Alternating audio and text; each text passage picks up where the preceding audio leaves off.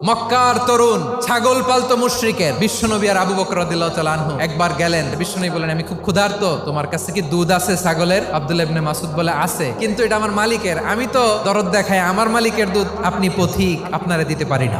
বিশ্বনবী এইটা শুনেই তারা টার্গেট করে ফেলছে। বিশ্বনবী বলেন, আচ্ছা ঠিক আছে, দুধ দিও না, কিন্তু এমন ছাগি আছে কিনা যেই ছাগির সাথে কোনো ছাগলের মিলন হয় নাই, তার ওলানে দুধও আসে নাই, বাচ্চাও নাই, এরকম ছাগির থেকে যদি আমি দুধ খাই তাহলে তো সমস্যা নাই। বলতেছে, এরকম ছাগির থেকে দুধ খাইলে সমস্যা নাই, কারণ এরকম ছাগি ওলান থেকে দুধ আসবেও না। বলতেছে, ঠিক আছে, এরকম একটা ছাগি নিয়ে আসা হলো। বিশ্বনবী বিসমিল্লাহ বলে ওই ছাগির ওলানে হাত দিলেন। হাত দিতে দেরি, পুরো ওলানটা দুধে ভরে যেতে দেরি হয় না।